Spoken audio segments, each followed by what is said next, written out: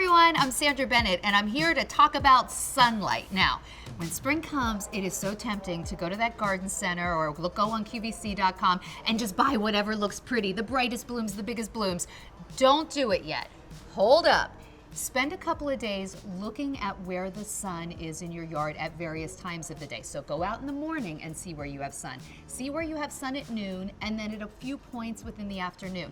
The next day, do it again, because once you know where the sun hits, then you know what you're working with and you can pick plants that'll set you up for success. So for instance, I'm not going to put my little Viola, which is a little tender baby and can only take some sun in the morning, I'm not putting her in the scorching afternoon sun.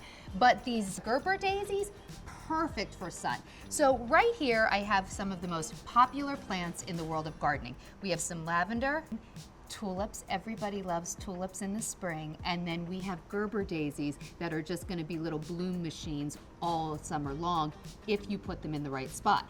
So these three plants, they like the full sun, and you'll know what to plant based on when you buy a plant. Usually it has like that little stick inside, or they come with a growing guide. Look, if it says full sun, it's going to need 6 hours minimum of direct sun a day, even more if you have it. So it can be all day in the sun, but at least 6 hours.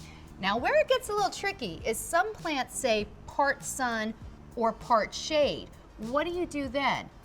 It's not that hard. Just remember, those plants can take about 3 to 6 hours of sun. So for instance, some plants will do both.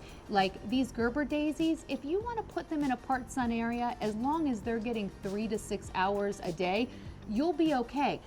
But don't cheat it. They do need that light. And then there are the shade plants. So the Viola here, she can take a little sun, but you know what she can't take?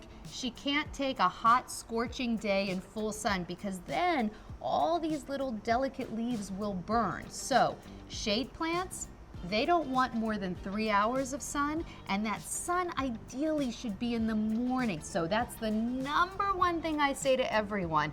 Don't try to fight the sun. You'll lose every time. Look at what sun you have, buy plants accordingly, and you'll have flowers all season long.